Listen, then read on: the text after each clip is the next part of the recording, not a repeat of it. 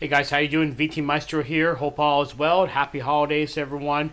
Most of the day I've been working on our water system here in the basement, and I went ahead and did some replacement of parts down here. You can see all the shiny brass. That's what I replaced today. So had a major problem here, a leak that was occurring at the inlet position of our well pump. And let me show you some of these pictures and I'll explain what's going on here. All right, guys, so we're looking at the first picture here. This is the T, and you can see the black injector. That's from our Stenner pump. That's how we inject chlorine into our well tank, which is pressurized system. And you can see some of this green stuff coming out. I believe that's plumber's putty. When the plumber originally put this together, I believe he packed all of the inside of the T with plumber's putty and just allowed the injector to go through, sort of filling up the entire space. And as the hole has plugged up, as you can see from the next picture here, a lot of the black sediment, the manganese and other stuff has come out of the pipe and has begun to leak. You see it's just chock full of some pretty nasty stuff. This picture right here is where I took off the T, and this is the half-inch to half-inch male thread. It's a nipple that connects to the well pipe. And that is just full of, again, black manganese and other sediment. In this picture here, this is the thread from the half-inch male nipple that I pulled out of the pipe, and you can see it's all torn up. This is the effect of having fairly corrosive water, both sulfur water and hard water here. So I have to go ahead and replace this whole part right here. This is the inside, the female thread to the well pipe. And I actually took some time and worked on removing the scale that was built up with a flathead screwdriver. Probably worked on this for 12 to 15 minutes, and now it's looking pretty good. I'll show you the setup here, the extra valve I've plumbed in here. This is our original valve that we have to empty the tank.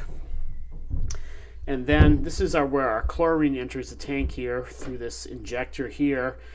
And I put an extra valve here because everything's backing up here and sediment's being collected. And I figure if I can inject the water through here, it's going to flush this part of the system out. So hopefully that's going to work. This has been on my mind to do this for a while because I didn't want anything to happen as far as a rupture or any kind of major leak. I didn't do any video during the project because I was pretty much working straight out on this and had the water turned off to the house. My family was gone for the day. It was a perfect opportunity to get this done.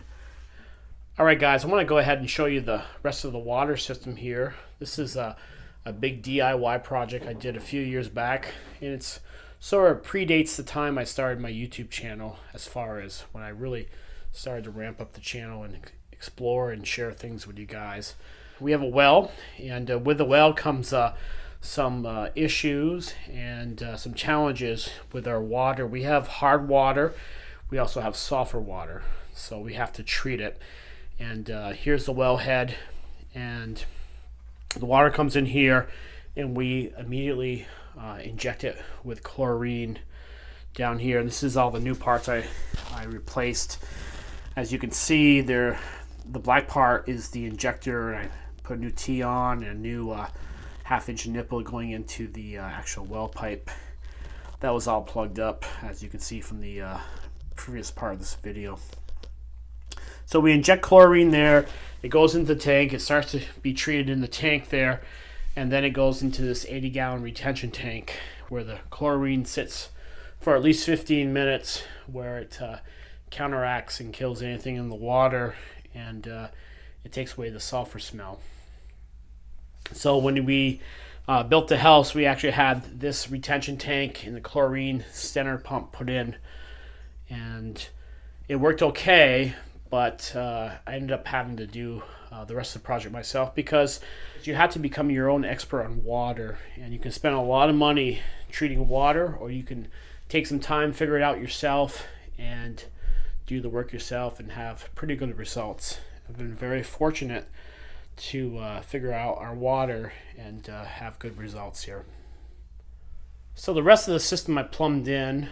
The water hits the retention tank, and then it goes to this vessel right here, which is our sediment filter. The water hits this, and it's purified as far as big sediment and so forth is taken out of the water. It backwashes every 4 days.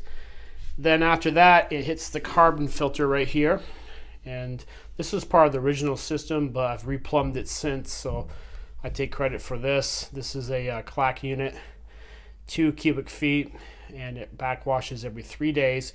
And there's granular carbon in here in the water. When it hits here, it gets purified and is cleaned up.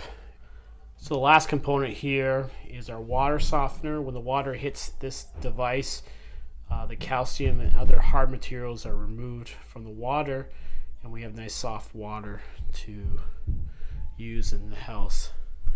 And then it travels upstairs, and then it hits our reverse osmosis system in our kitchen, which we use to drink all this water. So this is all the work I did here as far as plumbing this in. Used Alpex plumbing. Everything's crimped. I've also done some push pecs and so forth over the years. And I use both systems because they both work really well. Very proud of this system. It works very good. Alright guys, thanks for watching this video here. Big job done today.